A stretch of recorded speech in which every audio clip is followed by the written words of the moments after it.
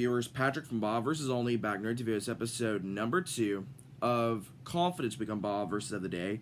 And today's verse comes out of Ephesians 3 verse 12, and it says, "In him and through faith in him we may approach God with freedom and confidence." And that's what that verse means, and let's get into it. It's time for the church recap, and let's get into it. So in Revelation chapter 19, in verse 11, it says, "I saw heaven standing open, and there before me was a white horse, whose rider is called Faithful and True. With justice he judges and wages war." In Revelation 20, verse 6 through 9, it says, "He said to me, 'It is done. I am the Alpha and the Omega, that's Revelation chapter 21. Chapter 20, verse 6 through 9. It says, Blessed and holy are those who share in the first resurrection. The second death has no power over them. But they will be priests of God and of Christ, and will reign with him for 1,000 years. When the 1,000 years are over, Satan will be released from his prison and will go out to deceive the nations in the four corners of the earth, Gog and Magog, and to gather them for battle in number. They are like the sand on the seashore. They marched across the breadth of the earth and surrounded the camp of God's people, the city he loves, but fire came down from heaven and devoured them." And that's all for the verse portion. And now going into this sermon from yesterday morning. The last one was from Saturday morning. So starting off in the book of Mark, in Mark chapter 16, in verse 15,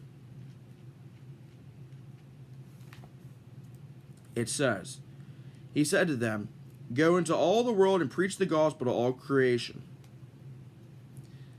In Jeremiah, actually, let's go to John. In John chapter 1, verse 1 through 5, and 9 through 13.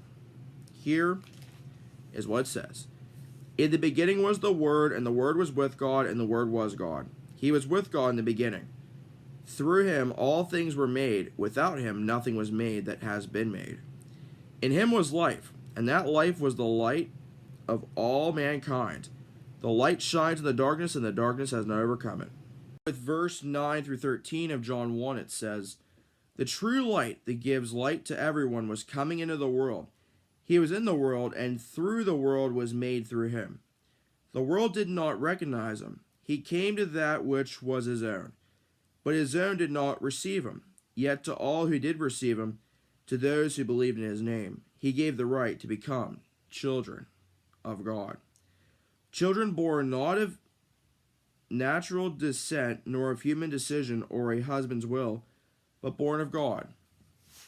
And finally, in the book of Exodus, and this is where the title of the sermon comes into play.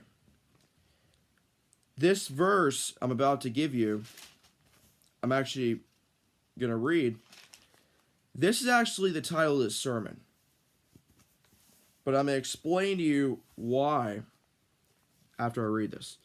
So this is Exodus chapter 3, verses 1, 6, 7, and 8.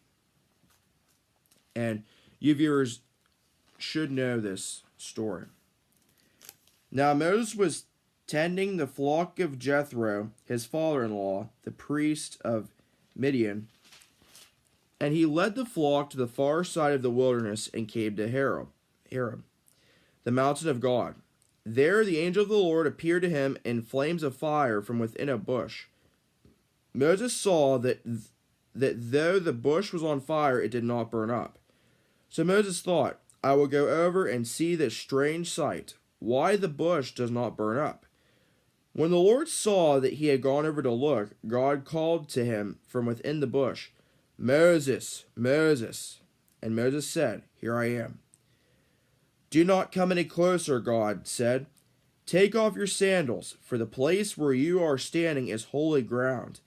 Then he said, I am the God of your father, the God of Abraham, the God of Isaac, and the God of Jacob.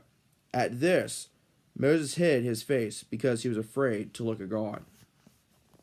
The Lord said, I have indeed seen the misery of my people in Egypt. I have heard them crying out because of their slave drivers, and I am concerned about their suffering. So I have come down to rescue them from the hand of the Egyptians, and to bring them up out of that land into a good and spacious land, a land flowing with milk and honey. And in Exodus chapter 4, verse 13, it says, But Moses said, Pardon your servant, Lord. Please send someone else. And that's all for the first portion. So, Exodus chapter 3 is the story of the burning bush. And it's interesting. The sermon that Glenn preached yesterday, that's who preached yesterday, it was interesting because I never heard the story of the burning bush from this kind of perspective before.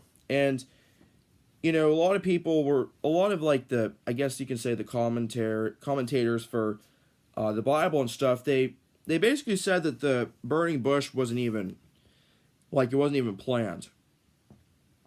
You know, at least I don't know if I want to say not like spiritually, I don't know if I want to say that, but it just, you know, what they I don't know how I want to say it, but like the way they talk about the burning bush, it just absolutely makes no sense.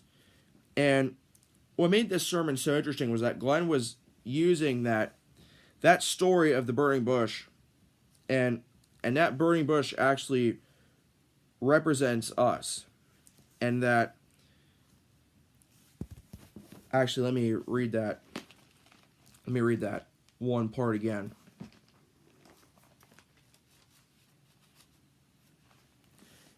So in verse 2 and 3, it says, There the angel of the Lord appeared to him in flames of fire from within a bush. Moses saw that though the bush was on fire, it did not burn up. So basically the burning bush, it was on fire but it did not burn up. And that was what was really interesting about the sermon that Glenn preached, and the title of the sermon, You're Just a Bush.